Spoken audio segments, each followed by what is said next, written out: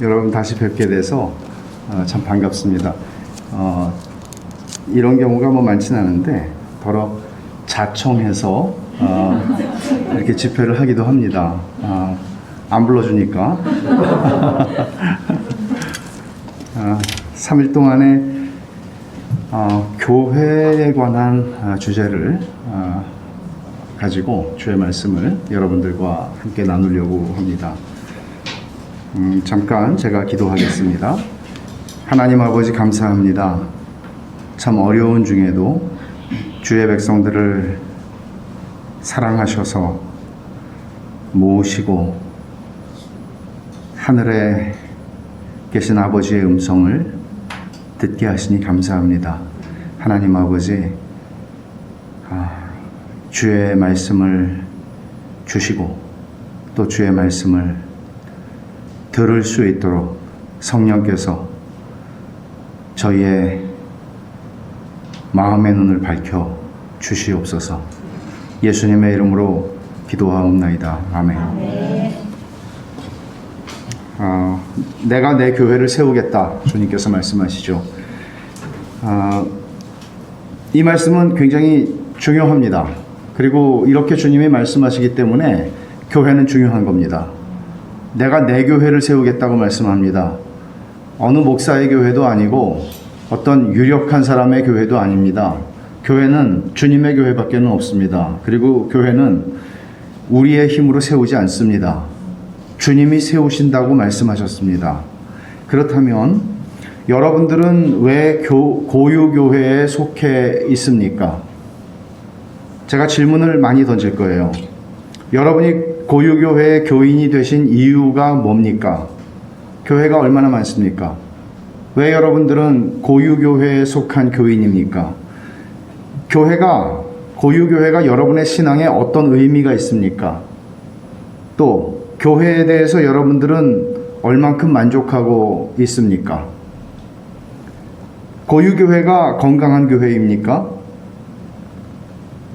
교회의 영적인 건강도는 어떻게 측정할 수 있나요? 일반적으로 교회 생활을 오래 한 사람들은 교회에 대해서 애증이 있습니다. 마치 오래 산 부부가 애만 있는 게 아니고 증도 있을 수 있고 많은 사건들을 경험하면서 살아온 것만큼이나 교회에 대한 아픔도 있고 또 교회에 대한 감사함과 애정도 있습니다.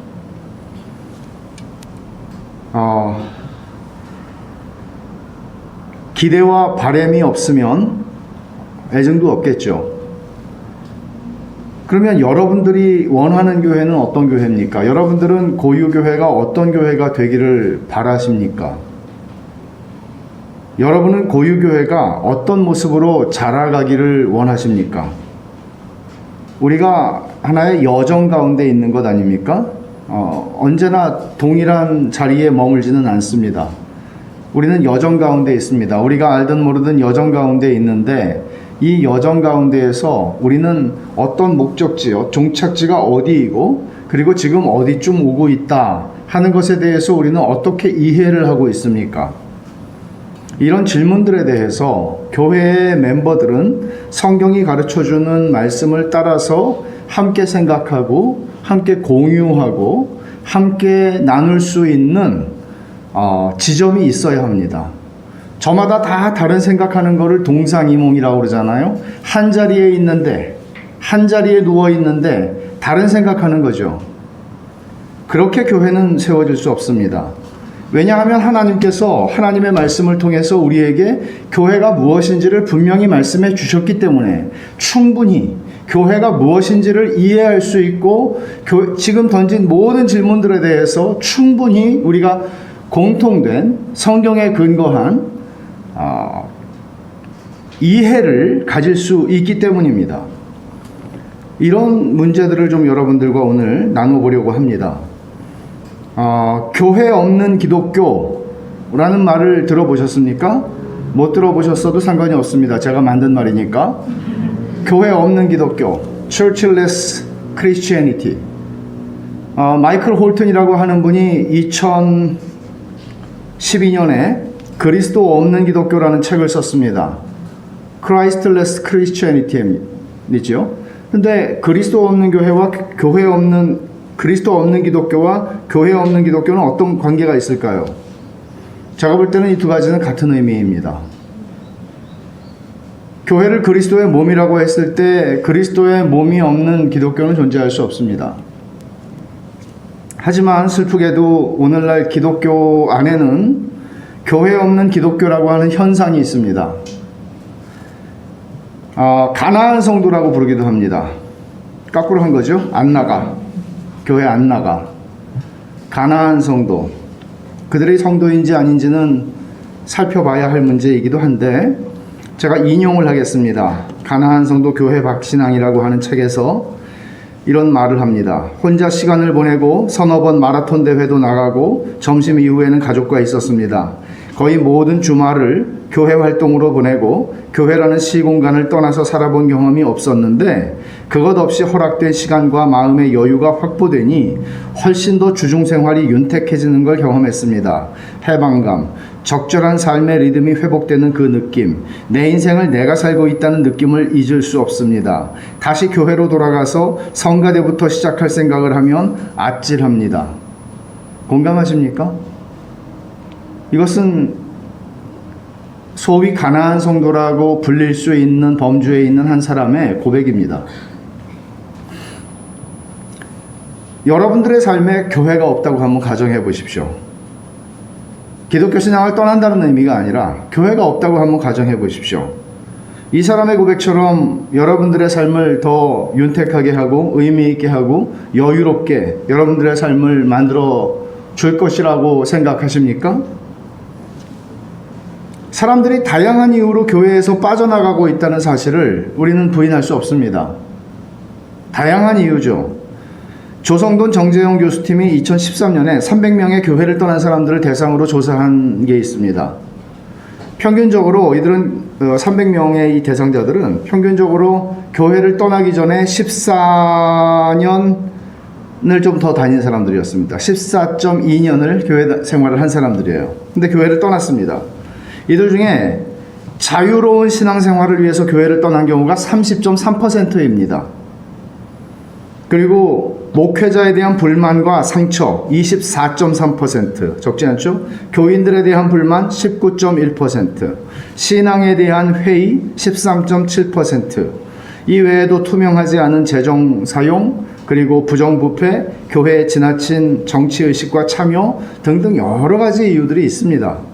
이렇게 교회를 떠났지만 그들이 기독교를 버렸다고 단정하기는 어렵습니다. 왜냐하면 여전히 하나님을 믿는다고 주장하는 사람들이 있기 때문입니다. 별로 인정하기는 어렵습니다만은 가령 주일 아침에 스타벅스에 가서 말씀을 묵상하고 혼자서 그리고 혼자 기도하고 또 그 예배 시간이 끝나면 친구들을 불러서 교제도 합니다. 가족들과 오후 시간에 저녁 시간에 좋은 시간을 보내기도 합니다. 가나안 성도들의 삶입니다. 그러면 이런 사람들이 얼마나 될까요? 한국에. 한국 기독교 목회자 협의회가 2013년 1월에 설문조사를 했는데 약 10% 정도가 교회에 없는 기독교를 살고 있는 사람들입니다. 그래서 한 목협은 이들의 수를 한 한국교회에 100만 명 정도가 자기가 예수 믿는다고 말하면서도 교회 안 나가는 사람들이래요. 더 될 가능성이 많습니다. 지금 코로나 팬데믹 상황에서 이런 사람들이 훨씬 더 늘어났을 가능성이 많습니다. 여러분들도 그런 분들을 많이 만날 수 있습니다. 주변에서. 나 예수는 믿지만 교회는 안 나갑니다. 목사가 싫어서 안 나간다는 사람도 있고 장로가 싫어서 안 나간다는 사람도 있고 적지 않습니다. 근데 이런 성향들이 점점 많아지는 것은 편안함을 추구하는 것도 그 중에 하나입니다. 이미 우리는 1년 반이라고 하는 그 세월 동안 영상 예배를 익숙하게 드려봤습니다. 특히 애들이 많이 있는 집들은 더더욱 편안함을 느꼈을 것입니다. 이런 현상들 속에서 우리는 어떤 가치 판단을 해야 되나요? 교회가 내게 어떤 의미가 있는지에 대해서 경험적으로 아는 것도 중요하지만 성경적으로 교회가 무엇인가, 내 인생의 교회는 뭔가 하는 것입니다. 우스운 말 하나를 별로 우스운 말 제가 설교할 때 안 하는데 우스운 말을 하나. 40대 아들하고 70대 어머니가 주일 아침에 나누는 대화입니다. 아들이 말합니다. 교회 가기 싫습니다. 엄마가 말해요. 왜 가기 싫은데? 아들입니다. 3가지 이유가 있어요. 첫째, 주일 아침에 잠 좀 한번 자보고 싶습니다. 둘째, 성가대의 불협화음, 짜증이 납니다. 셋째, 장로님 기도가 너무 길어요. 엄마, 그래도 가야 한다. 아들, 제가 왜 꼭 가야만 하죠? 엄마, 3가지 이유가 있어. 첫째, 교회는 사람 보고 가는 게 아니야. 둘째, 예배는 선택이 아니라 필수야. 셋째, 네가 그 교회 담임 목사니까. 오픈 얘기죠. 목사도 교회 가기 싫을 때 있어요. 여러분이 교회 가는 이유는 뭡니까? 여러분이 오늘 왜 오셨습니까? 신학적으로 이거는 옳은 질문은 아닙니다. 왜냐하면 교회는 장소가 아니라 사람이기 때문입니다. 그러나 그런 것들을 감안하고라도 여러분들은 왜 고유교회에 속해 있습니까? 자녀들을 위해 교회 간다는 사람들이 있습니다. 자녀들에 대한 프로그램을 잘 갖춘 교회를 선택하겠죠. 의미 있는 만남을 위해서 교회를 가는 사람들은 자기하고 어울릴 만한 자기와 수준이 좀 맞는 사람들이 있는 교회를 선택할 겁니다. 더 행복해지기를 원해서, 영적으로 정신적으로 기분을 새롭게 하기를 원해서 교회에 가는 사람들도 있습니다. 또 어떤 사람들은 하나님을 경험하고 진정한 결속을 사람들과 누리고 세상을 변화시키는 영향력을 얻기 위해 교회 간다고 말하기도 합니다. 많은 이유들이 있습니다. 그런데 생각해보면 너무나 많은 이유들이 자기 중심적입니다. 나의 필요를 채우는 겁니다. 좀 더 만족하기 위해서입니다. 근데 이런 조건들, 이런 생각들은 성경적으로 승인받을 수 있는 생각들일까요? 교회가 뭔가를 내가 얻어내기 위해서 가는 것입니까? 마치 우리가 맛있는 음식점을 찾아서 가서 즐겁게 먹다가 주방장이 바뀌었든지 주인이 바뀌었든지 해서 맛이 변하면 더 이상 그 집을 가야 할 이유가 없습니다. 나는 맛을 즐기기 위해서, 만족감을 위해서 가는 거니까요. 교회가 그런 단골집 정도 되는 수준이라면 그게 이 세상에서 교회라고 하는 것이 의미 있는, 주님은 그런 교회를 세우겠다고 말씀한 겁니까? 주님이 내가 내 피값으로 교회를 세운다고 말씀하실 때 주님은 십자가에서 죽으시면서 그런 교회, 그저 우리의 사람들이 좋아할 수 있는 단골 손님이 많은 그런 사업을 하기 위해서 주님이 십자가에서 죽으신 것은 아닙니다. 주님이 내가 이 반석 위에 교회를 세우리니 라고 말씀하신 것은 단순히 우리가 인생을 살면서 좀 더 자아를 성취하고 좀 더 만족하고 좀 더 우리가 원하는 정신적인 삶의 만족을 위해서 주님이 교회를 세우신 것은 분명히 아닙니다. 그렇잖아요? 그럼 우리는 근본적으로 교회가 내 삶에 무슨 의미가 있지? 이런 질문에 대해서 우리는 좀 근본적으로 다른 접근을 할 필요가 있다는 거죠. 자기중심적인 내 필요가 채워지고 있었는데 그 필요가 더 이상 채워지지 않을 것 같으니까 그럼 내 필요를 채워줄 수 있는 또 새로운 샵을 찾아가는 것이죠. 무슨 차이가 있습니까? 나는 교회가 필요하다라고 말할 때 이 말이 어떤 의미입니까? 여러분에게 교회가 필요합니까? 라고 물으면 여러분은 어떻게 대답하십니까? 성도의 부르심은 사실 하나님의 백성으로 부르시는 것이고 하나님의 가족으로, 하나님의 권속으로 부르시는 것이기 때문에 내가 교회를 필요로 한다라고 느끼기 전에 성령이 우리를 거듭나게 하실 때 우리는 이미 교회에 속하게 되는 겁니다.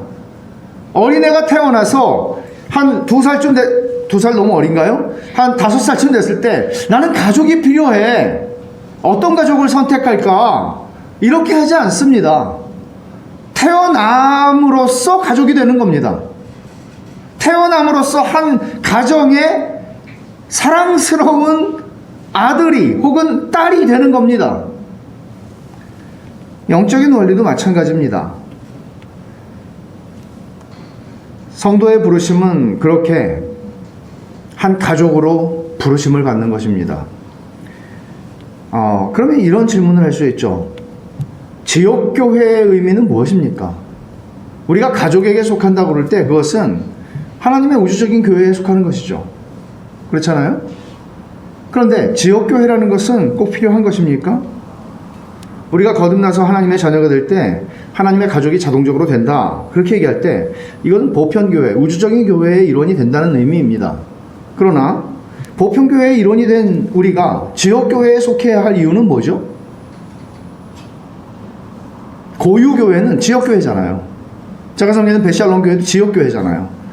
그런 교회에 꼭 속해야 되나요? 아니면 요즘과 같이 인터넷으로 지난주에는 좀 센 설교를 들었으니까 오늘은 좀 부드러운 설교를 하는 교회로 가볼까?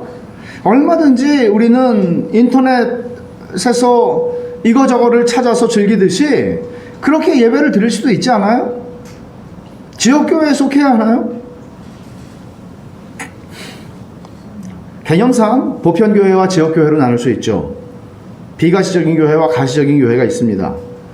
개념상으로는 나눌 수 있는데 이게 취사 선택할 수 있는 문제는 아니죠. 나는 비가시적인 교회, 우주적인 교회, 보편교회에는 속해 있어. 나는 하나님의 자녀야. 근데 다닐만한 교회가 없어.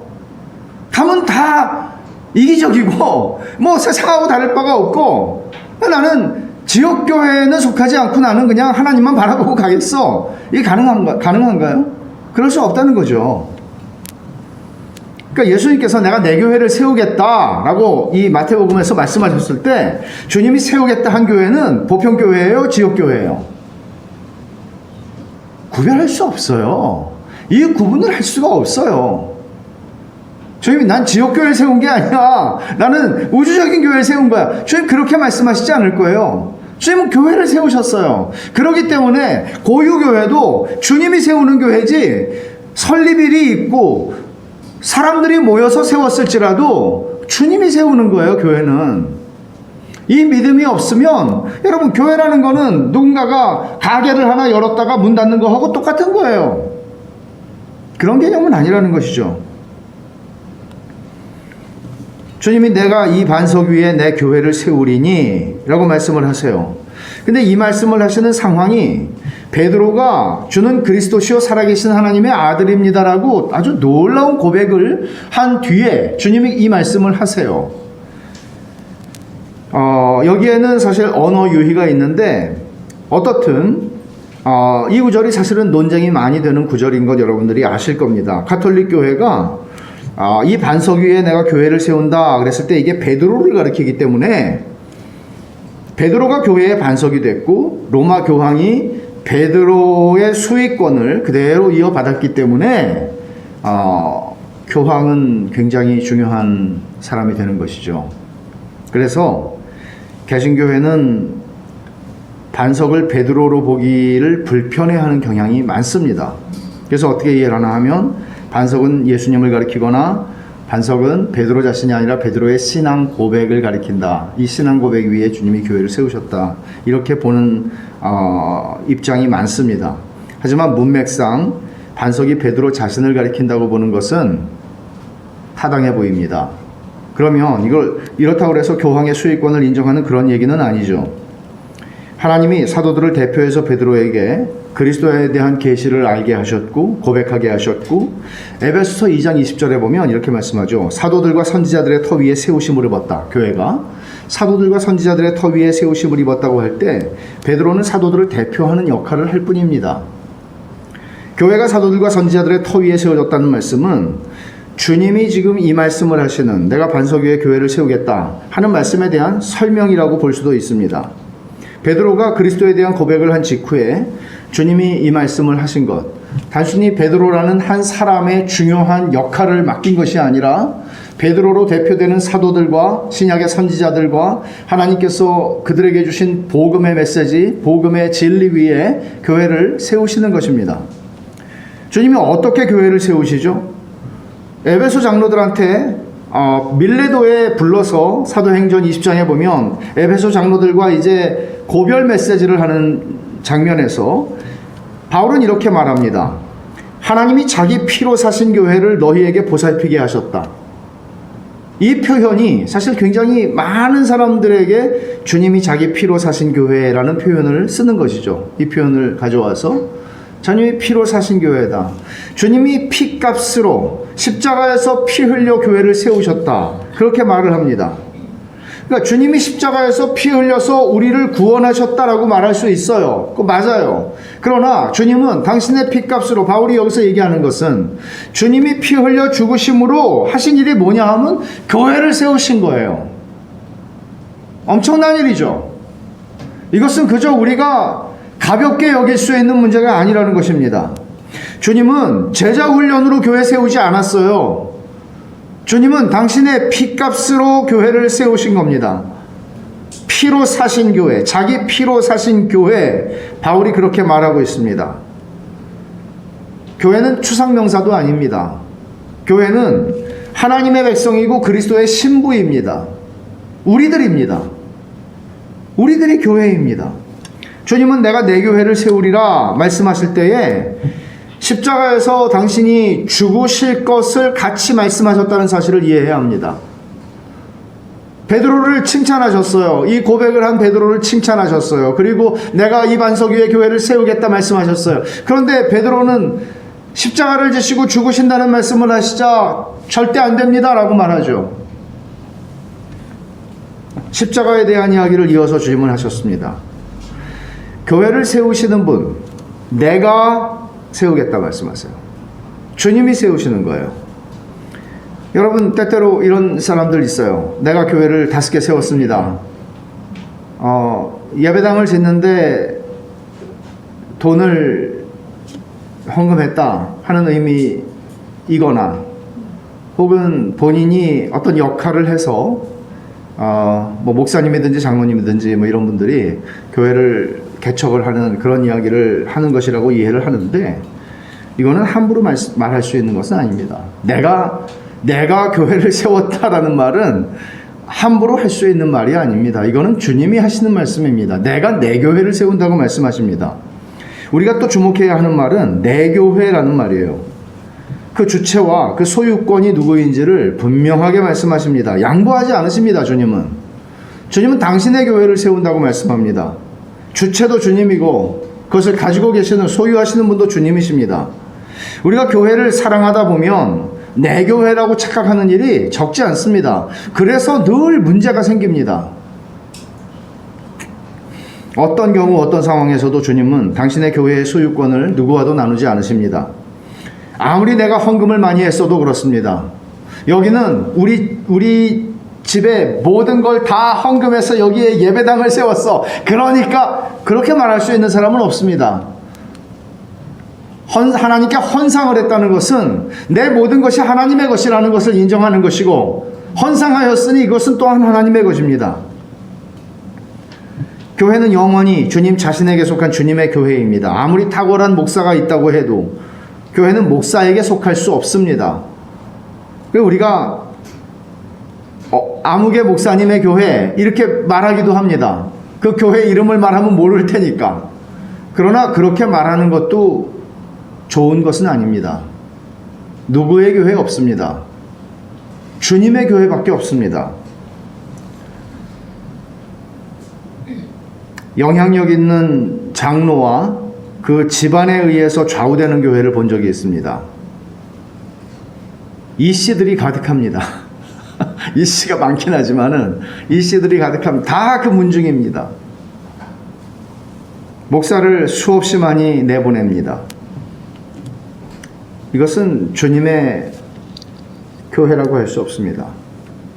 주님의 교회밖에 없습니다. 고유교회도 주님의 교회입니다.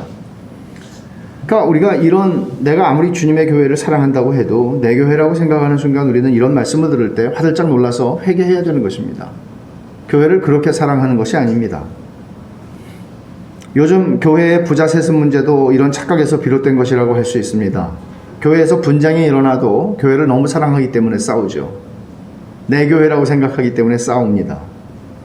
그래서 목사의 교회도 장로의 교회도 아닌 주님의 교회다 하는 것이고, 사람의 애정은 그것이 주님을 향한 애정이든지 아니면 교회를 향한 애정이든지 그건 다 좋은 것이잖아요. 그런데 사람의 애정은 죄성과 섞여요.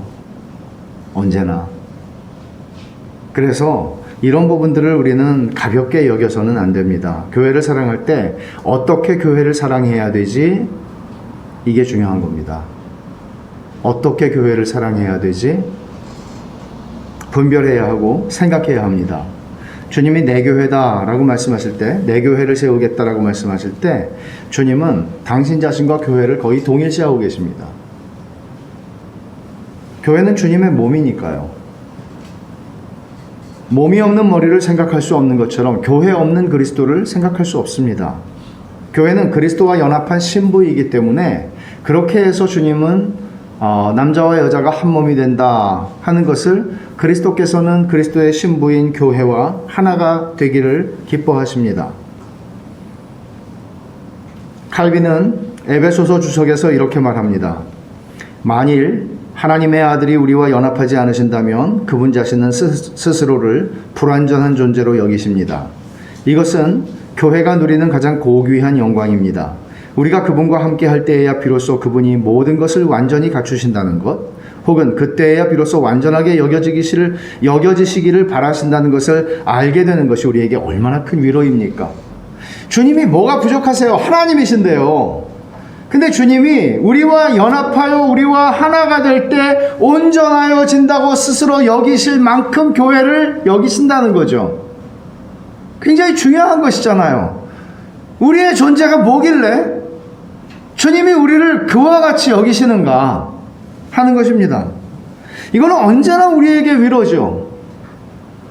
예를 들어 주님께서 아주 나쁜 남편처럼 내가 당신하고 결혼할 때 얼마나 손해를 받는지 알아? 당신 집안에 돈도 없고 등등등등. 이런 남편하고 살면 힘들죠. 주님은 우리를 그렇게 여기지 않으신다는 것이죠. 다시 한번 질문합니다. 우리가 왜 교회를 필요로 합니까? 여러분은 왜 고육교회 교인이십니까? 무엇을 얻기 원해서 여러분들은 계십니까? 어떤 유익 때문입니까?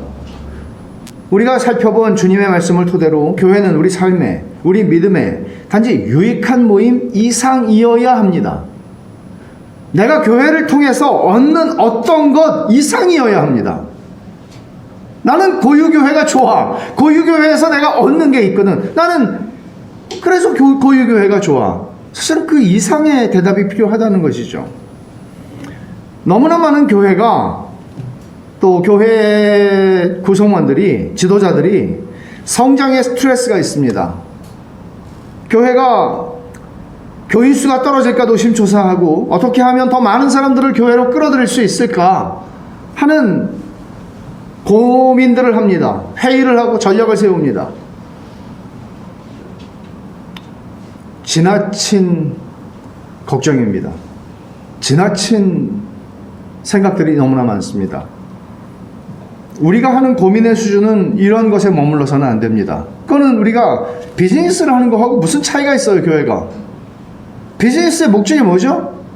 돈 버는 겁니다. 더 많은 손님들을 받을 수 있게 하는 것입니다. 교회가 그거하고는 다르잖아요. 또 사람들, 개인의 입장에서 보면 교회는 그런 생각들을 하고, 사람들은 어떻게 하면 내가 더 좋은 교회를 찾아서 종합적인 유익을 얻을 수 있을까를 고민하고 교회를 찾는 사람들도 적지 않습니다.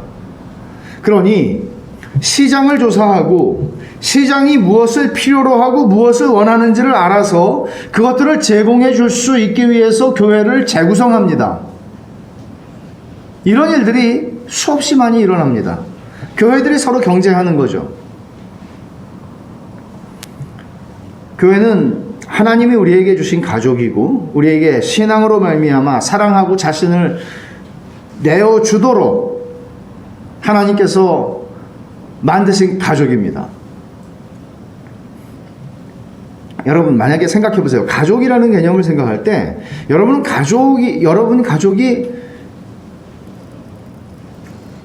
가족에게서 내가 얻는 게 있어서 머무십니까? 그 가족이십니까? 일단 우리 엄마가 돈이 많아서 나한테 주는 게 아직 많아. 그래서 나는 여전히 아들을 할 거야. 이렇게 말합니까? 또는 여전히 내 아내가 나한테 좀 이로운 게 많아. 그래서 나는 남편으로 존재하는 거야. 요즘에 많은 사람들이 그렇게 생각하지 않습니까? 그래서 헤어지기도 합니다. 더 이상 내 필요를 채워주지 않으니까. 우리는 그건 가족이 아니죠. 우리는 가족을 그렇게 여기지는 않죠.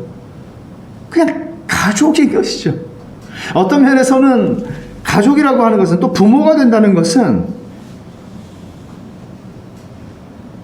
감당해 본 적이 없는 책임을 감당하는 일이죠. 도움이 되기 때문에 자식을 기릅니까? 자식이니까 자식인 겁니다. 자식이니까 나 자신을 주는 겁니다.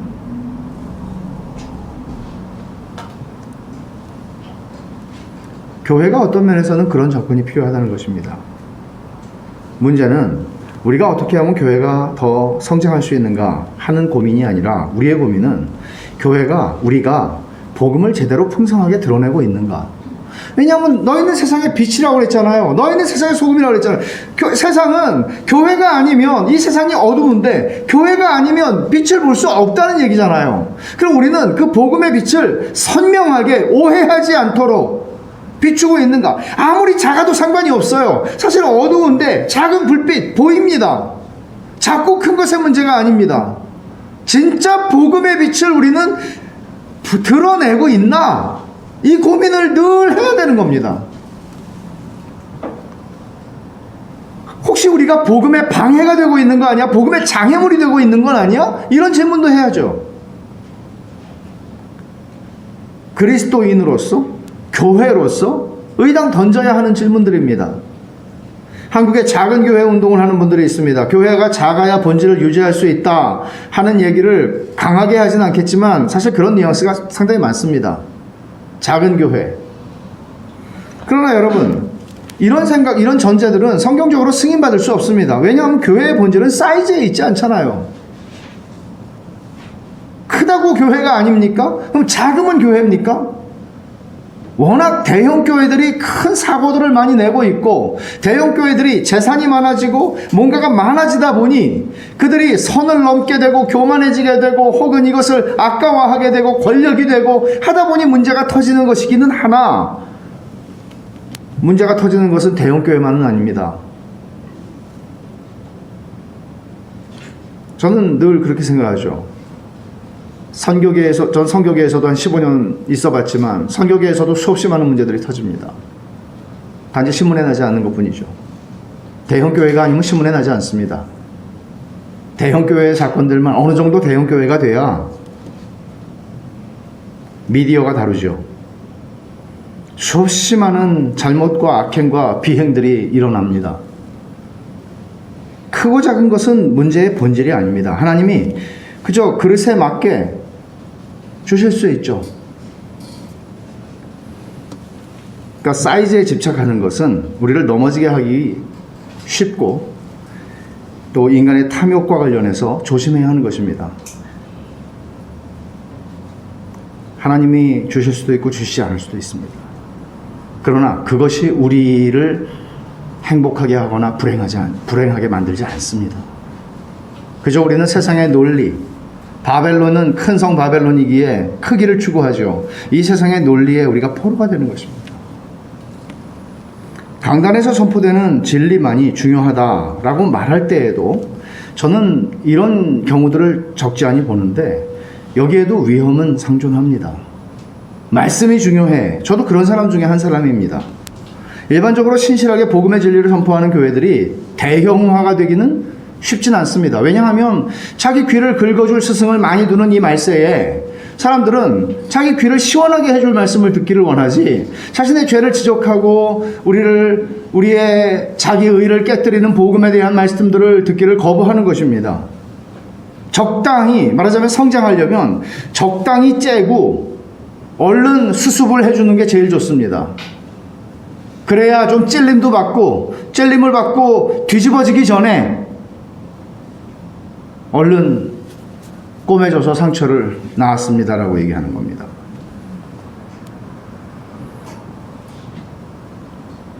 이렇게 지나치게 진리를 강조할 위험에 대해서 제가 말씀을 드리는 건데, 사이즈에 대해서 지나치게 부정하는 경향으로 갈 수도 있습니다.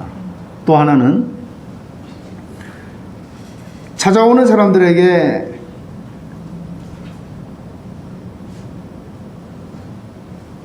친절한 것에 대한 부담을 가지기도 합니다.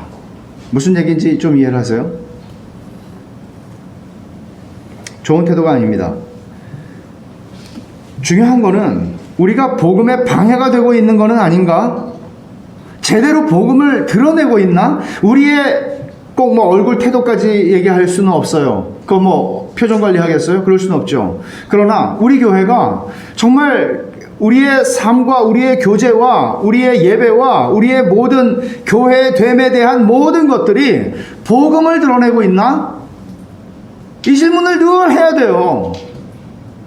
그게 교회됨이에요. 우리의 교회의 조직, 운영 방식, 재정과 사용과 모든 면에서 우리는 이런 질문들을 던져야 돼요. 우리가 이런 질문을 던져야 하는 이유는 교회가 보이는 복음이기 때문이에요. 교회는 복음과 분리되지 않아요. 복음이 교회를 통해서 드러나는 거예요. 그래서 교회를 보이는 복음이라고 얘기하는 거죠.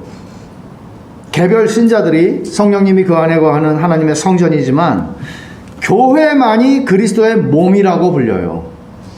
교회가 그리스도의 몸이에요. 만물 안에서 만물을 충만하게 하시는 이의 충만함이라고 교회는 영광스럽게 불려요. 에베소서에서. 교회는 우리가 상상하는 것 이상이에요. 우리가 상상할 수 있는 스케일이 있다면 그 이상이에요. 우리는 교회의 존재를 통해서 세상의 복음을 드러내고 복음의 빛을 비추고 복음이 우리 교회를 통해서 나타나야 돼요. 그럼 여러분, 어떻게 복음을 드러내는 교회가 될 수 있나요? 그 키가 뭐죠? 신학자들이 건강한 교회를 평가하는 기준들을 제시하죠. 건강한 교회는 물론 성경적인 교회고, 성경적인 교회는 복음을 잘 반영하는 교회입니다. 여러분도 나름대로 건강한 교회는 이런 교회일 거야 라는 생각들을 가지고 계실 수 있습니다. 그것은 성경 말씀에 부합하는 기준들이어야 되겠죠. 그리고 교회의 지체들이 또 동의할 수 있어야 할 겁니다. 고유교회는 이런 성경적인 교회가 될 거야. 그럴 때 우리 모두가 동의할 수 있어야 합니다. 내가 생각할 때 성경적인 교회는 이런 건데 이게 아니고요. 우리는 같이 성경으로 들어가야 합니다. 그리고 그 말씀과 그 기준에 비추어서 우리 자신들을 늘 돌아봐야 합니다. 그리고 그 길로 걸어가겠다는 노력을 멈추지 않아야 합니다. 그러면 여러분, 성경적으로 건강한 교회에 대해서 성경은 뭐라고 얘기하죠? 제가 세 가지를 좀 얘기를 하려고 그러는데, 첫 번째 하나님의 말씀입니다. 제가 섬기는 베샬롬 교회의 주보의 교회 이름 밑에는 말씀이 이끄는 교회라는 모토가 쓰여져 있습니다. 말씀이 이끄는 교회. 교회가 목사가 이끄는 거 아닙니다. 프로그램이 이끄는 것도 아니고요.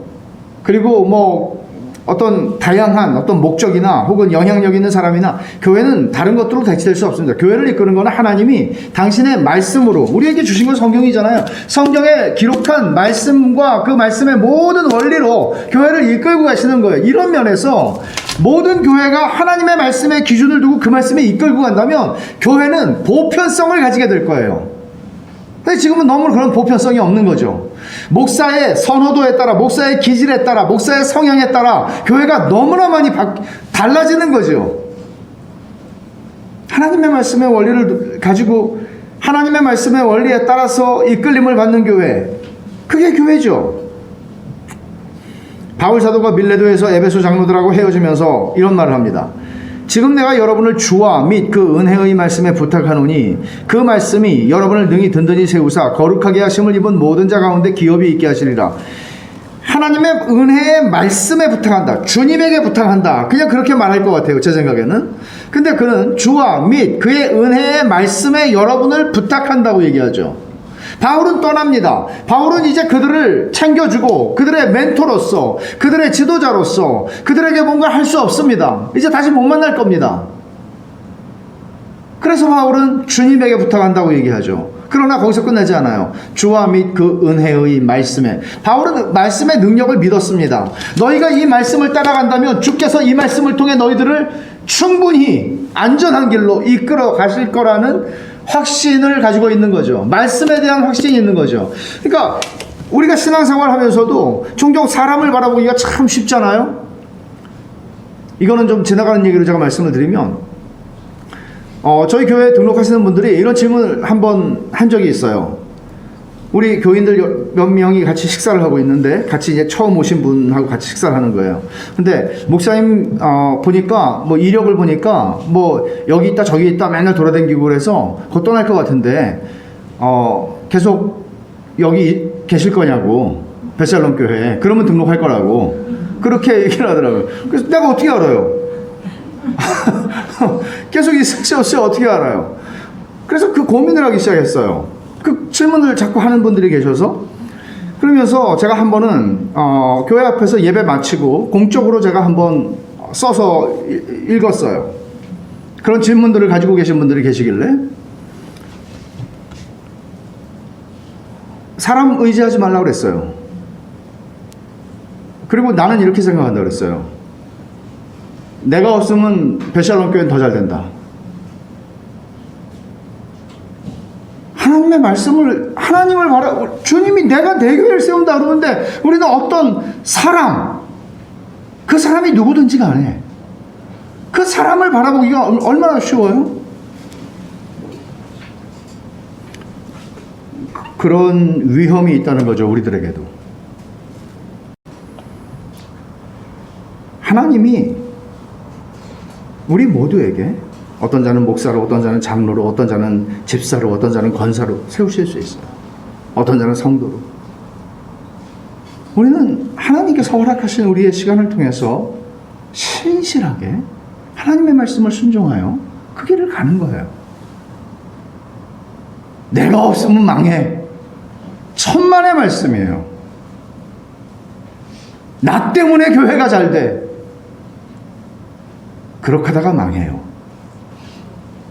그런 사람이 한둘이 아니에요. 강단이 중요해요. 고유교회 강단에서 언제나 하나님의 말씀이 가감없이 물타지 않은 복음이 선포되고 가르쳐지는 것 너무너무 중요해요.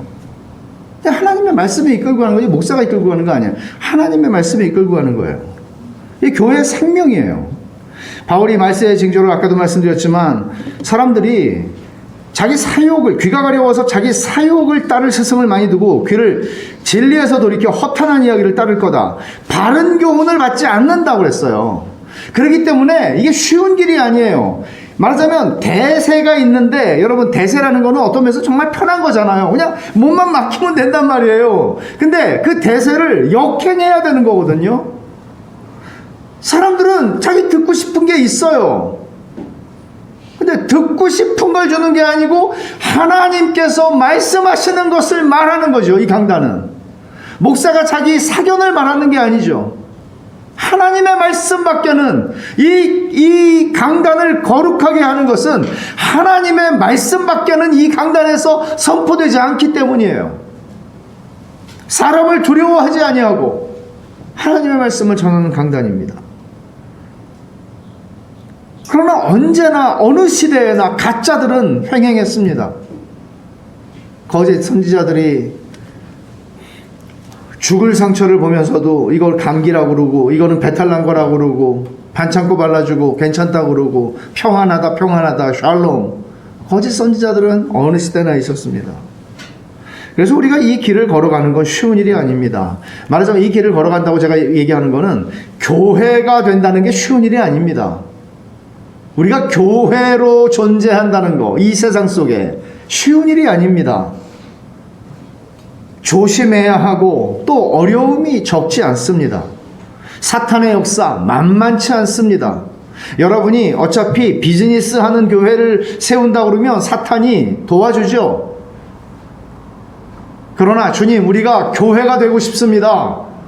주님이 핏값으로 세운 교회가 되고 싶습니다. 그 마음을 가지고 주의 백성들이 모여서 교회를 이루면 이거는 만만치 않은 사탄의 역사들이 나타납니다. 얼마나 많은 방해가 있는지 모릅니다. 저는 정말 고스란히 10년을 미국에서 교회를 개척하고 경험을 많이 했습니다. 하나님의 복음이 강단에서 신실하게 선포되는 것과 함께 중요한 것은 여러분이 그 말씀을 받고 먹고 자라는 것입니다. 하나님의 말씀이 선포되는 것과 내가 그 말씀을 통해서 하나님께서 베푸시는 은혜를 받아 누리는 것은 또 다른 문제입니다. 이상하죠? 똑같은 말씀이 선포되는데 어떤 사람은 그 인생이 변하고 그 인생이 정말 하나님의 영광에 헌신하는 삶을 살아가는데 똑같이 그 자리에 앉아있던 어떤 사람은 화를 내고 대적합니다. 이게 주님이 말씀을 전하셨을 때, 사도들이 말씀을 전했을 때, 교회 역사 속에서 기라성 같은 하나님의 종들이 주의 말씀을 전했을 때 언제나 일어난 일입니다. 모두가 좋아하는 복음은 없습니다. 복음은 마치 홍해를 가르듯이 쫙 길을 냅니다. 왼편과 오른쪽을 나눕니다. 평안한 곳에 복음이 선포되면 갈립니다. 주님이 말씀을 전했을 때 언제나 그런 일이 있었습니다. 주님이 탁월한 설교자가 아니었기 때문입니까? 그렇지 않습니다. 모두를 즐겁게 해주는 복음은 복음이 아닙니다. 보통 일이 아닌 것은 바로 이것입니다. 그러니 여러분들이 매주의 공예배에서 선포되는 말씀을 통해서 은혜를 받는 것, 이건 너무나 중요한 것입니다. 전투적으로 은혜를 받으시기를 바랍니다. 그렇게 은혜를 받기 위해서 설교를 준비하는 목사만큼 여러분들이 은혜를 받기 위해 준비하실 수 있다면 더더욱 좋겠습니다. 왜냐하면 우리의 삶은 여러분이 공예배에서 선포되는 하나님의 말씀을 통해서 은혜를 받는 것 이상으로 여러분들의 사적인 삶에서 은혜를 받을 수 없습니다. 이거는 제가 단정적으로 말하고 싶습니다. 공예배에서 여러분들이 은혜를 받지 못했어요. 그 이상의 은혜를 누릴 수 없습니다. 너무나 중요한 것입니다. 은혜를 받는다는 말은 하나님의 영광을 보는 것입니다. 하나님의 말씀을 귀로 들으면서 하나님의 영광이 보이는 것입니다. 그 영광 앞에서 내가 너무나 아무것도 아닌 존재라는 것을, 나 괜찮은 사람인데 말이죠, 내가 너무나 아니라는 것을, 너무나 죄인된 존재라는 것을 보는 것입니다. 하나님의 영광과 나의 아무것도 아님 사이에, 이 죄인됨 사이에 이 큰 간극을 보는 것입니다. 그 은혜를 받는 것입니다. 이런 일이 매주일 일어나야 합니다. 강단에서 선포되는 말씀이 여러분의 심령 중심까지 도달하는 진리여야 합니다. 하나님의 말씀이 언제나 하나님의 백성의 예배 속에서 그 백성에게 주어진다는 사실을 여러분 중요하게 여기십시오. 예배 중요합니다. 온 교회가 모든 지체들에게 선포되는 그 말씀을 통해서 하나님의 영광을 뵐 때 어떤 일이 일어납니까? 그게 부흥입니다. 모두가 하나님의 영광을 보는 게 부흥입니다. 하나님께서 주권적으로 자기 백성 가운데 갑자기 찾아오시는 겁니다. 그런 은혜를 늘 기대하십시오. 구하십시오. 남침내 신학교의 총장인 엘버트 몰로가 이런 질문을 해요. 여러분은 복음주의적인 강단에서 하나님의 말씀을 근거로 한 명백히 강해적인 메시지를 듣게 될 확률이 얼마나 될 것 같습니까? 미국 교회를 얘기하는 거죠.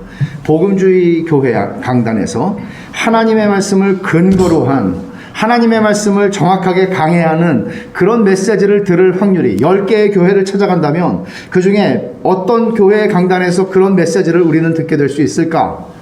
그는 답은 주지 않고 그런 질문을 합니다.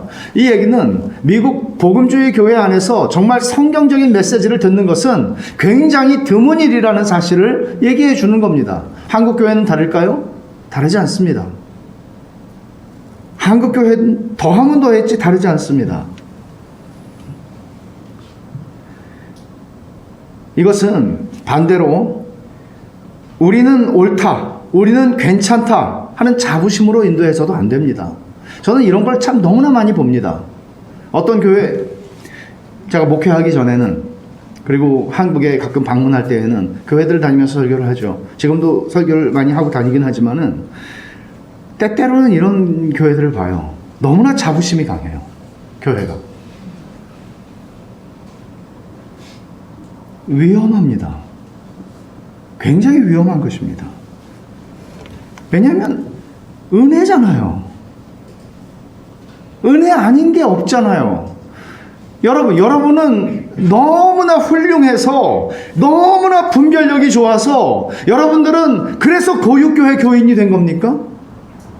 여러분들은 너무나 분별을 잘해서 여기 계신 겁니까? 은혜죠. 그렇잖아요. 어떤 분들은 저렇게 말도 안 되는 소리를 하고 있는 교회에서 저렇게 열심히 헌신하고 저렇게 열심히, 어리석은 것이죠. 그러나 나와 무슨 차이가 있습니까? 하나님이 내게 은혜를 베푸신 것 말고 무슨 차이가 있습니까, 여러분? 저는 종종 이런 생각합니다. 만약에 내가 물탄 복음을 전하고 사람들이 원하는 그런 시류에 영합하는 그런 설교와 그런 목회자가 됐다면 끔찍하죠. 제 아내가 저를 경멸했겠죠. 매일매일 제 자식들이 저를 절대로 존경하지 않겠죠. 내가 물탄 복음 전하고 사람들을 기쁘게 하는 목사로 살아가고 있지 않다면 이거 정말 은혜구나. 내가 더 똑똑했기 때문도 아니고, 내가 뭔가를 더 했기 때문도 아니고, 하나님이 복음을 전하는 목사가 되게 하신 게 정말 은혜고 너무너무 감사하구나. 내가 옳고 나는 잘났고 그렇게 말할 수 없는 것이죠. 잘난 거 하나도 없는 제가 말씀을 전할 수 있다는 것은, 하나님의 영광의 복음을 전할 수 있다는 것은 너무너무 큰 은혜죠. 우리는 아무리 영적이고 좋은 것일지라도 그것을 우리가 교만해질 수 있는 무기로 삼을 수 있는 존재들이라는 이 죄의 이 교활함, 이것을 우리는 언제나 가볍게 여겨서는 안 됩니다. 하나님의 은혜 외에는 아무것도 여러분과 여러분의 교회를 설명할 수 없게 하셔야 합니다. 하나님의 은혜밖에 설명할 수 없습니다. 이게 정말 말씀을 통해서 하나님의 영광을 뵙고 은혜를 참되게 받은 증거이고 열매입니다. 그래서 우리는 삶으로, 고유교회의 여러분들이 삶으로 우리가 얼마나 그 은혜를 누리고 있는지, 얼마나 우리가 기쁘고 그 은혜 가운데 우리가 감사함을 누리고 있는지, 그 삶으로 여러분들을, 하나님께서 여러분에게 주신 복음을 증명해야 합니다. 복음을 드러내야 합니다. 당신 틀렸어! 이렇게 하지 말고 여러분들의 삶으로 그것을 말할 수 있어야 합니다. 하나님이 여러분에게 주시는 그 말씀의 리듬에 맞춰서 함께 춤을 추는 게 점점 더 익숙해지고, 저는 춤춘다는 거 좋아해요. 우리는 같이 춤을 추는 사람들이에요. 성령께서 말씀을 통해서 우리를 이끄실 때 그 리듬에 맞춰서 삼위 하나님과 함께 춤을 추는 사람들이에요. 울면서 추진 않잖아요. 딸 보내는 아빠가 딸하고 춤추면서 우는 거는 보긴 했는데, 시집 보내면서 얼마나 감사한지 몰라요. 미국에 안 살고 있는 게. 저희 형 딸내미 결혼할 때 보니까 딸하고 춤추는데 참 저 또 춤 배워야 되겠구나 그 생각을 했는데 즐거운 것이죠. 춤은 기쁨이 있는 것이죠. 성령께서 하나님의 교회로 부르신 사람들을 그런 하나님의 주시는 기쁨으로 우리를 채우시는 것입니다. 성경적으로 건강한 교회의 두 번째 특징은 사귐의 공동체라는 겁니다. 하나님 나라의 일에 열심을 내는 게 하나님의 백성들과 함께 잘 지내는 것보다 더 쉽습니다.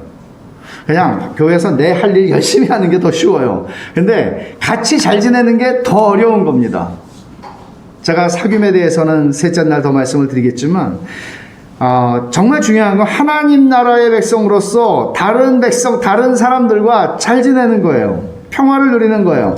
왜냐하면 복음이라고 하는 것은 내가 복음의 진리를 듣고 깨닫고 그게 복음이 아니고요. 그 복음이죠. 그러나 복음은 경험이 돼야 돼요. 내 삶 속에서. 내 손, 발을 통해 복음이 나타나야 돼요. 교회를 통해 나타나야 돼요. 어떻게 나타나죠? 관계 속에서 나타납니다. 절대적으로.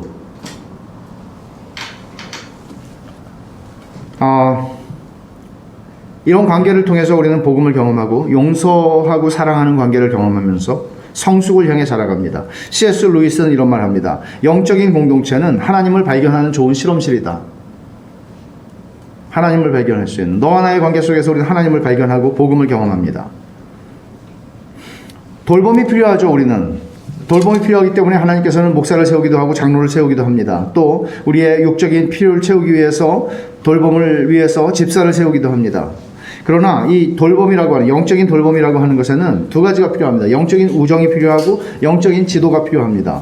영적인 우정은 영적으로 나와 비슷한 생각을 가지고 내 삶을 나누는, 서로 삶을 나누는 동료들 사이에 존재하는 것입니다.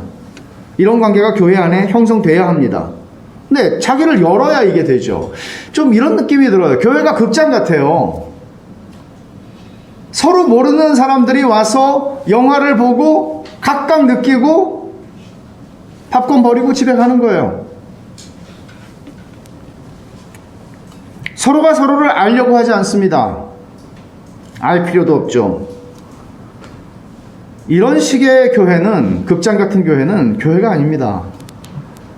와서 우리 보이교회는 말씀이 온전한 말씀이 복음이 순전하게 선포되니까 여기서 우리는 은혜를 받자 그러고 집에 가는 것 아닙니다. 교회는 사귐이 있는 곳입니다.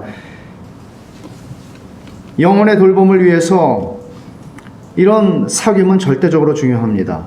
이 사귐이 없다면 기형적으로 신앙이 자라납니다. 또 하나, 영적인 지도가 필요합니다. 이거는 특별히 시간을 내서 성숙한 사람이 다른 한 사람에게 대가 없이 자기 삶을 나누어주고 혹은 그 삶을 들어주고 기꺼이 기도하고 생각하고 조언해주는 이런 관계들입니다. 더 나이 든 여인이 자기보다 젊은 여인에게, 더 나이 든 남자가 자기보다 젊은 형제에게 그렇게 할 수 있습니다. 이게 어떤 면에서는 경건한 어른의 비전입니다. 경건한 어른이 되는 것입니다. 여러분이 누군가에게 더 나이 든 여자이고 누군가에게 더 나이 든 남자일 수 있습니다. 그렇잖아요. 항상 내 밑에 있으니까. 그리고 나이가 꼭 절대적인 것도 아니죠. 그러니까 우리는 어차피 세월을 보내잖아요. 어차피 나이가 들어가잖아요. 그럴 때 그 나이를 헛되게 먹을 수 있잖아요.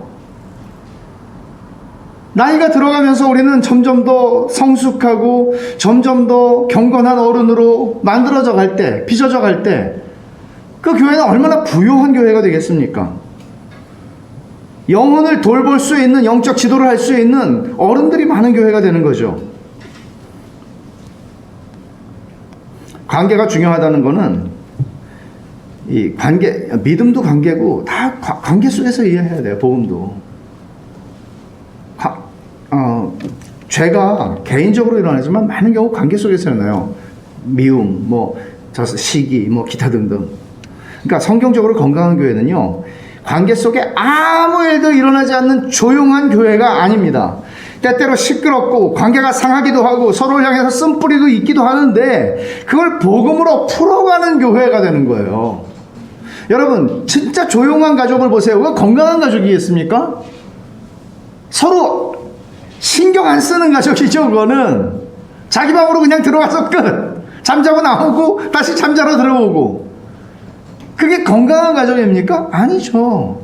건강한 가정은 애들끼리 싸우고 부모가 야 싸우지 마, 시끄럽고 난리가 나는 집이죠.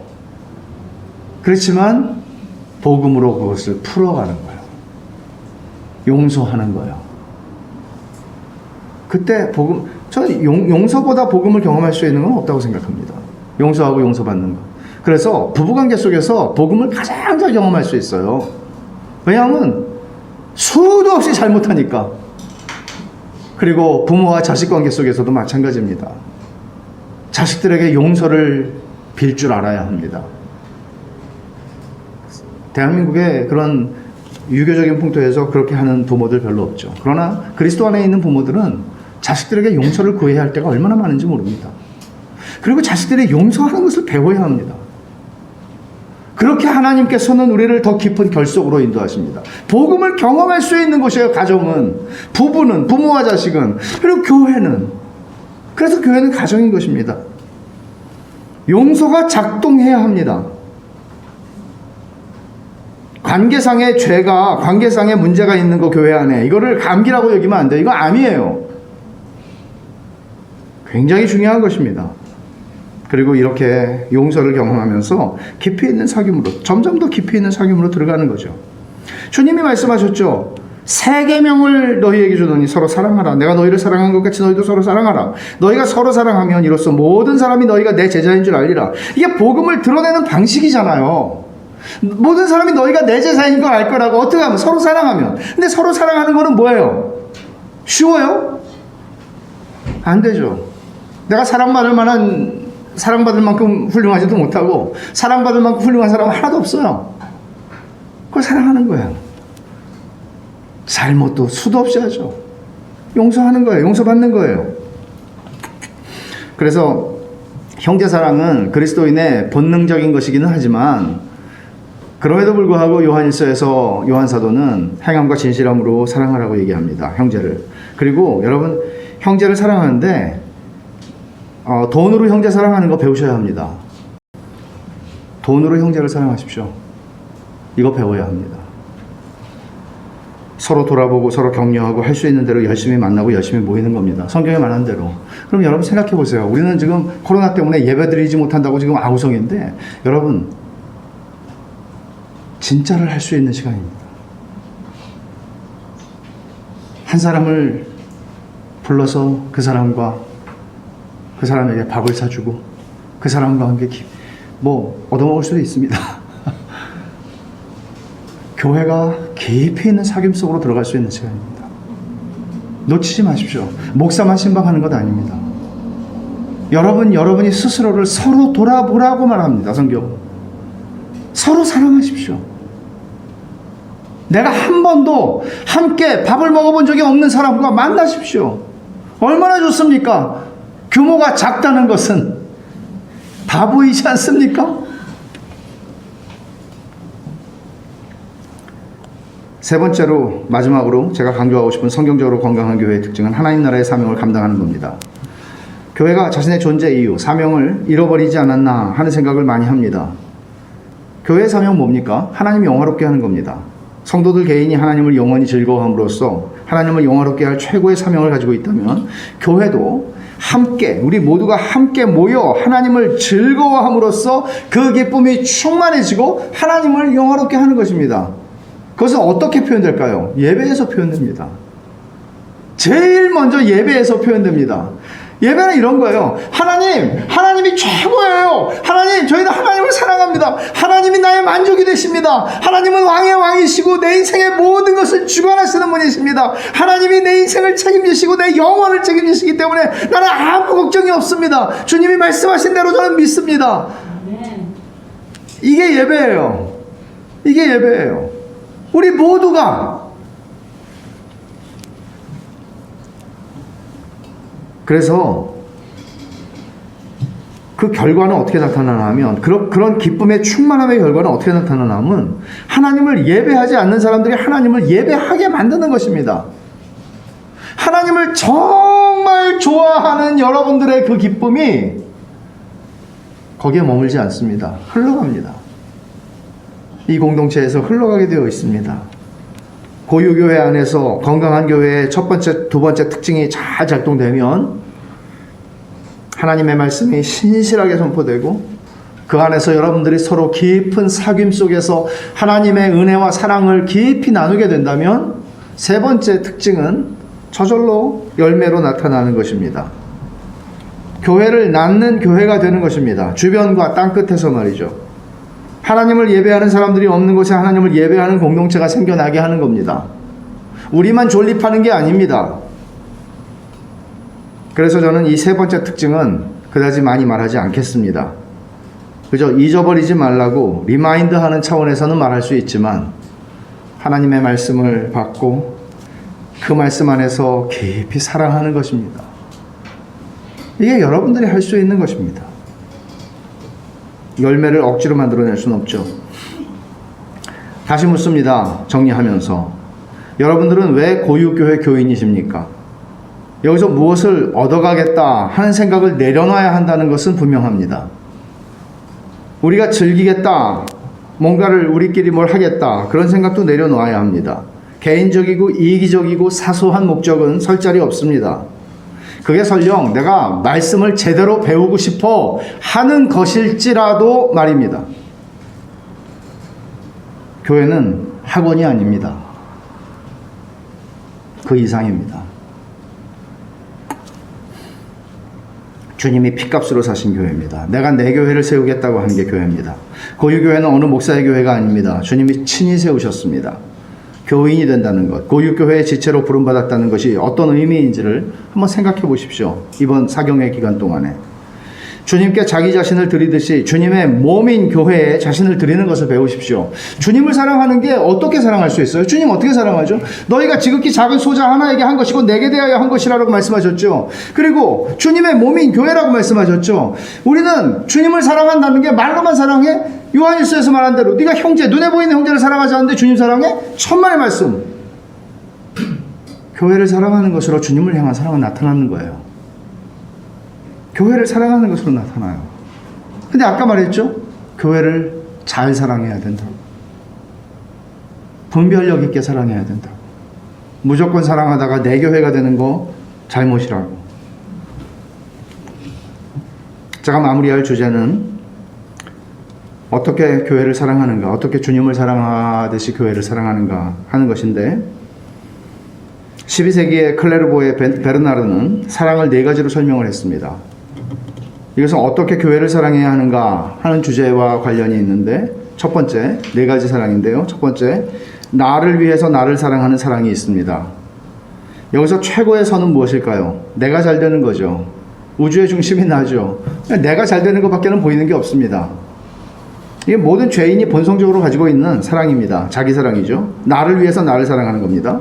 두 번째 사랑입니다. 나를 위해서 하나님을 사랑하는 사랑이 있습니다. 이기적인 사랑이죠. 사람들은 저마다 자기를 사랑한다. 그렇죠. 다 자기 사랑합니다. 그래서 아무도 진정으로 나를 사랑하지 않는다고 생각합니다. 그런데 하나님을 보니까 하나님은 진짜 나를 아무도 날 사랑하지 않았는데 하나님은 진짜 날 사랑한다. 여기까지는 왔어요. 근데 그 이상으로 가질 않아요. 좋은 음식점에서 잘 먹기를 원하는 그런 마음하고 조금도 다르지 않은 기대감을 가지고 하나님을 대해요. 하나님은 언제나 너무나 선하셔. 하나님은 언제나 실망시키지 않으셔. 하나님은 언제나 나에게 좋은 것을 주셔. 끝. 그 이상으로 가지 않습니다. 너무나 많은 사람들이 여기 머물러 살아갑니다. 하나님은 나를 행복하게 해주시고 하나님은 내 삶을 더 잘되게 해주시기 위해서 존재하는 분이다. 번영신학이고 기복신앙입니다. 이거는 진짜 신앙 아닙니다. 세 번째 사랑은, 자, 기억하세요. 첫째는 나를 위해서 나를 사랑하는 거예요. 두 번째는 나를 위해서 하나님을 사랑하는 거예요. 세 번째 뭘까요? 하나님을 위해서 하나님을 사랑하는 거죠. 하나님만이 선하시다는 사실을 알게 되고 모든 게 하나님으로부터 나와서 하나님으로 말미암고 하나님께 돌아간다 하는 것을 알고 비로소 하나님을 위해서 하나님을 사랑하는 자리로 가게 됩니다. 하나님은 내가 그분을 이용할 때조차 날 사랑하셨고 날 위해 독생자를 십자가에 못 박아 죽이시기까지 나를 사랑하셨다는 걸 알고 회개하게 되고 용서를 경험하게 됩니다. 진짜 신앙으로 들어가는 거죠. 근데 이게 끝이 아닙니다. 네 번째 사랑이 있습니다. 그것은 하나님을 위해서 나를 사랑하는 것입니다. 전에는 고난이고 어려움이면 무조건 벗어나야 된다고 생각을 했습니다. 근데 이제는 고난이 하나님을 기쁘시게 할 수 있는 기회로 변합니다. 관점이, 태도가 바뀌는 겁니다. 이제 나는 내 안에 모든 것, 약점과 강점 다 있죠. 약점은 가능한 한 덮고 싶지만 약점과 강점 다 있어요. 내 삶의 모든 것, 고난도 있고 기쁨도 있죠. 이 모든 것들을 다 하나님을 기쁘시게 할 수 있는 기회로 여기고 나 자신의 모든 것들을 받아들이게 됩니다. 드디어 하나님의 선하심을 신뢰하고 기뻐하고 살아가게 되고 여기서 나오는 하나의 열매가 자족함입니다. 자기를 진짜 사랑하고 자기의 모든 형편 가운데에서 하나님의 선하심이 드러난 것을 알게 됩니다. 여러분들은 네 가지 사랑 중에 어떤 사랑에 머물러 있으십니까? 이것은 여러분들과 교회의 관계와 관련해서도 굉장히 중요한 것입니다. 디트리히 보네퍼가 신도의 공동생활에서 이런 말을 합니다. 들어보십시오. 그리스도인 공동체 자체, 그 있는 그대로의 모습보다 공동체의 꿈을 더 사랑하는 사람은 누구든 그 공동체에 대한 헌신이 흠잡을 데 없고 그 의도가 제 아무리 정직하고 진지하고 희생적이라 할지라도 그리스도인 공동체의 파괴자가 되고 만다. 이상을 사랑하는 거죠. 이 공동체 자체를 사랑하는 게 아니고 나는 이런 교회가 되기를 원해. 나는 이런 이상을 포기할 수 없어. 나는 이런 교회를 기다리고 있어. 근데 현실을 사랑하지 않아요. 사람을 사랑하지 않아요. 에베소서 2장 20절 22절까지 바울 사도가 말한 것처럼 우리는 하나님이 거하실 처소가 되기 위해 지어져 간다고 그랬잖아요. 우리는 공사 중이라고요. 우리는 불완전하다고요. 아직 완성되지 않았다고요. 근데 그 완성된 모습, 새 하늘과 새 땅에서 하늘에서 하나님께로부터 내려오는 그 거룩한 성 예루살렘, 내가 말하는 거는 그거야, 이게 아니야 라고 말하는 것은 언어도단입니다. 그런 사람은 교회를 파괴합니다. 얼마나 놀라운 통찰인지 모릅니다. 다 우린 교회에 대한 이상이 있죠. 저도 교회에 대한 이상이 있기 때문에 포기할 수 없기 때문에 목회를 합니다. 그러나 이상과 현실 사이의 차이에 대한 성경적인 이해를 가지는 거 굉장히 중요합니다. 여러분의 이상이 너무 크면 여러분 쉽게 실망하고 좌절하고 포기하기가 쉽습니다. 말씀을 신실하게 전하는 교회의 목사님들이나 신도들이 높은 이상을 견지하는 건 좋은데 그 이상과 현실 사이의 차이를 이해하지 못해서 지나치게 엄격해지든지 경직되든지 하는 일들도 적지 않습니다. 유연해질 필요가 있습니다. 이 유연하다는 말은 유연한 거는 실력이 좋아야 유연해집니다. 원래 뭘 배우는 사람들이 경직돼 있잖아요. 유연해지기 시작하면 그때 이제 진짜 실력이 붙기 시작하는 겁니다. 이상을 포기하지 말고 유연해질 수 있는 여유를 가져야 합니다. 그것은 시간 문제이기도 하고 또 기다려야 하는 것이기도 합니다. 이제 말씀을 맺는데 여러분 반지의 제왕 아시죠? J.R.R. 톨킨이 쓴 소설입니다. 영화로 나왔었죠.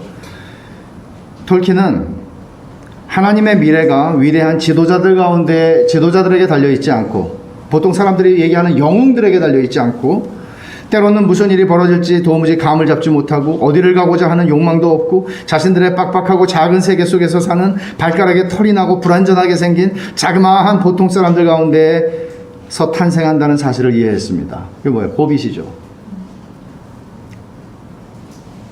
이들이 세상을 변화시키는 주역들이었습니다. C.S. 루이스의 말 맞다나 이 사람들은 예기치 않은 기쁨에 놀란 피조물들입니다. 우리가 초대받고 있는 교회의 여정이 이거하고 거의 비슷합니다. 우리는 새로운 미래를 창조하기 위해서 하나님이 쓰기를 원하시는 엄청난 얘기죠. 새로운 미래를 창조하기 위해서 하나님이 쓰기를 원하시는 평범하고 불완전한 교회에 참여하는 호빗 같은 사람들입니다. 간달프 아닙니다. 착각하지 마십시오. 여러분이 하나님이 시작하신 이 여정, 하나님이 시작하신 여정이에요. 예수님이 내가 내 교회를 세우겠다 그랬잖아요. 그 여정에 우리 고유교회가 있는 거예요. 그 여정에 베샬롬 교회도 있는 거예요. 하나님이 시작한 여정이지 우리가 시작한 거 아니에요. 이 여정에 철로역정이라고 그랬죠. 전 번역하는 것을. 이 여정을 끝까지 함께 가면 좋겠어요. 길지도 않아요. 금방 끝나요. 길지도 않아요. G.K. 체스터턴이 이런 말 했습니다. 전 이 말 되게 좋아해요. 우리 교인들한테 이 말 종종 해요. 우리는 함께 배를 탔으며 함께 배멀미를 하고 있다. 좋지 않습니까? 감동이 없어요? 함께 배를 탔어요. 고유호를 탔어요. 같이 배멀미 하면서 가는 거예요. 근데 왜 소망이 있죠?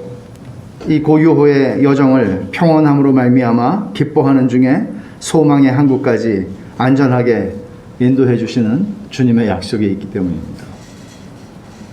별의별 일을 다 겪으며 배멀미하면서 토하기도 하고 하면서 우리는 이 여정을 함께 가는 겁니다. 그리고 주께서 우리를 소망의 항구로 평온한 중에 인도하실 것입니다. 그런 하나님의 은혜를 기대하십시오. 여러분의 실력이 아니고 목사님의 실력이 아니고 우리를 이끄시는 하나님의 실력을, 그 전능하신 능력을 신뢰하고 배멀미를 세게 하더라도 함께 이 여정을 같이 가십시오. 기도하십시다. 하나님 아버지 감사합니다.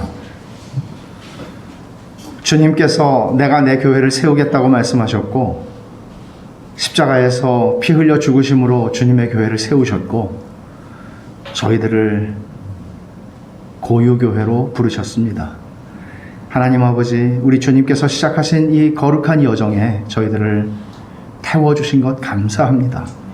아버지 하나님, 우리의 개인적이고 이기적이고 사소한 생각들이 우리를 지배하지 않게 해주시고 하나님의 거룩한 목적을 생각하게 해주시고 하나님께서 우리를 그 소망의 항구로 안전하게 당도할 때까지 인도하실 것이라는 약속을 붙잡게 하시고 함께 이 거룩한 여정을 영광스럽게 그 말씀을 붙들고 서로 사랑하고 용서하면서 이 세상의 복음을 그 빛을 드러내면서 이 길을 가게 하여 주옵소서.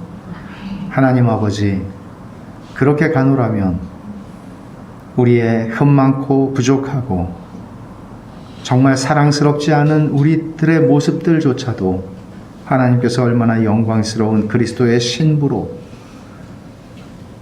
하나님이 내 아름다움이 될 거다 라고 말씀하신 대로 저희를 그리 만드실 것을 믿습니다. 하나님 아버지 기대합니다. 하나님께서 약속하신 모든 말씀들을 이루어 주실 것을 믿습니다. 주님, 저희들을 교회로 불러주셔서 감사합니다. 예수님의 이름으로 기도하옵나이다. 아멘.